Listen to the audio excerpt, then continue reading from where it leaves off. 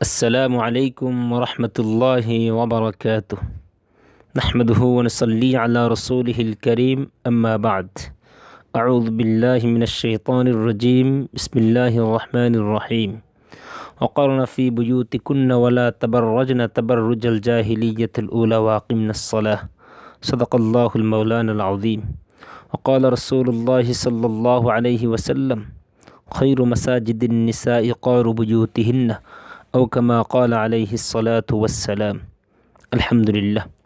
বন্ধুরা, আজ আমি তথাকথিত আহলে হাদিসদের বিশিষ্ট আন্তর্জাতিক ইসলামিক গবেষক ও লেখক আব্দুল হামিদ ফাইজি আল মাদানী সাহেবের একটি বক্তব্য নিয়ে আপনাদের সামনে উপস্থিত। তো বন্ধুরা, তথাকথিত আহলে হাদিসদের আন্তর্জাতিক ইসলামিক গবেষক ও লেখক আব্দুল হামিদ ফাইজি সাহেব তার নিজের লেখা মহিলাদের নামাজ এই গ্রন্থের মধ্যে মহিলারা কোথায় নামাজ আদায় করবে এই বিষয়ে আলোচনা করেছেন। তো বন্ধুরা, মহিলাদের নামাজ নিজ গৃহে পড়া উত্তম এই বিষয়ে প্রমাণ হিসাবে আব্দুল হামিদ ফাইজি আল মাদানী তিনি নিজেই 5টি হাদিস উল্লেখ করার পর এই কথা উল্লেখ করেন যে তবে যদি সে একান্ত মসজিদের জামাতে শরীক হয়ে নামাজ পড়তে চায় তাহলে তাতে অনুমতি রয়েছে। অবশ্য এর জন্য কয়েকটি শর্ত আছে। তো বন্ধুরা, এখন আমরা তথাকথিত আহলে হাদিসদের গবেষক আব্দুল হামিদ ফাইজি আল মাদানী সাহেব যে শর্তগুলো জুড়ে দিয়েছেন, যে এই 3টি শর্ত উল্লেখ করেছেন, যে 3টি শর্ত যদি বহাল থাকে তাহলে ওই 3টি শর্তের উপরে শর্ত পালন করে সে মসজিদে গিয়ে নামাজ আদায় করতে পারবে। তো বন্ধুরা, এখন আমরা শর্তগুলো জেনে নিই। তো 1 নম্বর শর্ত তিনি উল্লেখ করেছেন যে মসজিদের পথে যেন লম্পটদের কোনো অশুভ ফিতনার আশঙ্কা না থাকে। তো বন্ধুরা, এর উপরে পর্যালোচনা ইনশাল্লাহ আমরা সামনে করব। আগে তার শর্তগুলো শুননি। 1 নম্বর ছিল মসজিদের পথে যেন লম্পটদের কোনো অশুভ ফিতনার আশঙ্কা না থাকে। বন্ধুরা, 2 নং শর্ত হলো মহিলা যেন সাদা সিধাভাবে পর্দার সাথে আসে, অর্থাৎ সেজেগুজে প্রসাধনী ব্যবহার করে না আসে, এমন অলংকার পরে না আসে যাতে কোনো প্রকার বাজনা সৃষ্টি হয়। বন্ধুরা, 3 নং শর্ত ছিল এতে যেন তার স্বামীর অনুমতি থাকে। তো বন্ধুরা, এখন আমরা 3টি শর্তই পেয়ে গেলাম। যে 3টি শর্ত সাপেক্ষে আব্দুল হামিদ ফাইজি আল মাদানী তিনি মহিলাদের মসজিদে গমনের অনুমতি দিয়েছেন। তো বন্ধুরা, এখন একটি করে আমরা একটু বিশ্লেষণ করে একটু পর্যালোচনায় যাই। তো উল্লেখিত 3টি শর্তের কোনো একটি যদি না পাওয়া যায় তাহলে মহিলাদের নামাজের জন্য মসজিদে আসা কোনোভাবেই জায়েজ হবে না। কারণ কি বন্ধুরা, আমরা আসি প্রথমত 1 নং শর্ত ছিল মসজিদের পথে যেন লম্পটদের কোনো অশুভ ফিতনার আশঙ্কা না থাকে। তো মসজিদের আশপাশে আমরা যদি একটু লক্ষ্য করি তাহলে দেখতে পাই যে মসজিদের আশপাশে কোনো না কোনো দুশ্চরিত্র বখাটে প্রকৃতির লোকদের আড্ডা জমেই থাকে।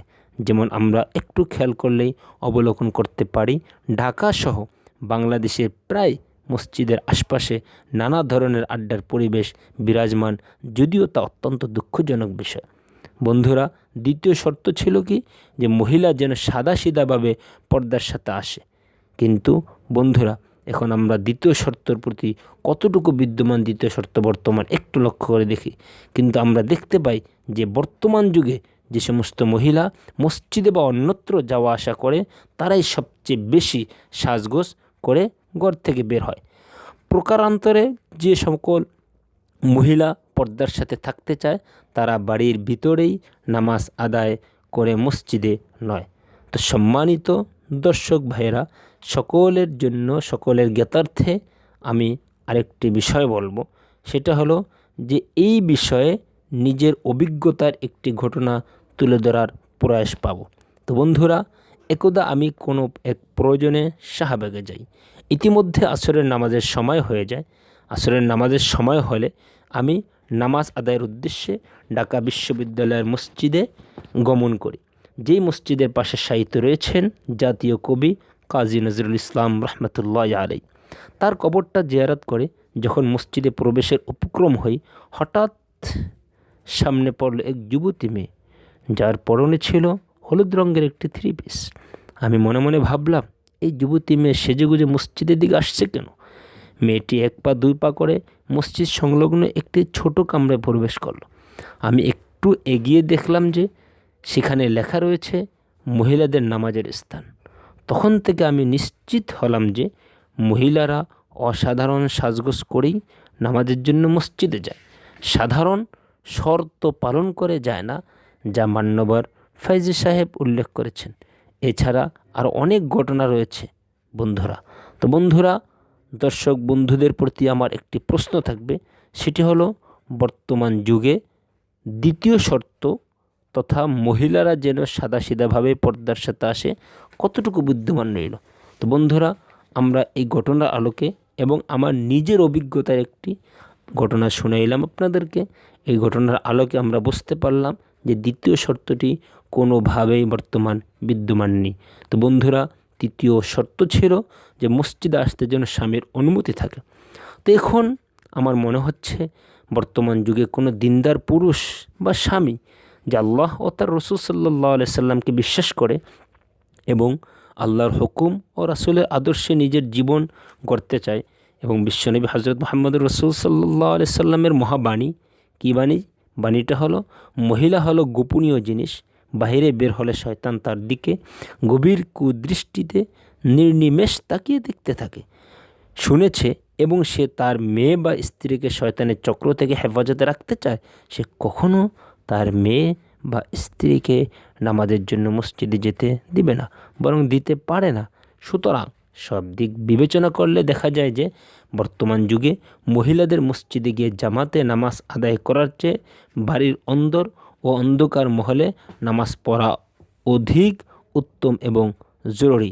বন্ধুরা, শুধু এখানেই ক্ষান্ত না, আমাদের বর্তমান জমানায় বর্তমান সারা বিশ্বের যত ফতোয়া বিভাগ রয়েছে, দারুল ইফতা রয়েছে, সকল ফতোয়া বিভাগ থেকে খোঁজ করলে পাওয়া যাবে এই ফতোয়া এসেছে। বিশেষ করে আমার কাছে যে ফতোয়াগুলো জমা রয়েছে, বসুন্ধরা ইসলামিক রিসার্চ সেন্টারের ফতোয়া, হাটহাজারি মাদ্রাসার ফতোয়া, শেখ জাকারিয়া ইসলামিক রিসার্চ সেন্টারের ফতোয়া, এই ফতোয়াগুলোর মধ্যেও বন্ধুরা এই কথাটি উল্লেখ করেছেন যে বর্তমান যুগে যেহেতু ফিতনা ফাসাদের যুগ, তাই এই ফিতনা ফাসাদের যুগে মহিলাদের মসজিদে গমন করে নামাজ আদায় করাটা মাকরুহে তাহরিমি হবে। তাই আমরা দোয়া করি আল্লাহ সুবহানাহু ওয়া তাআলা যাতে করে আমাদের মা বোনদেরকে ঘরের অন্দরমহলে নামাজ আদায় করার মাধ্যমে ইহকালীন ও পরকালীন সফলতা অর্জন করার তৌফিক দান করুন। ওয়া মা আলাইনা ইল্লাল বালাগ।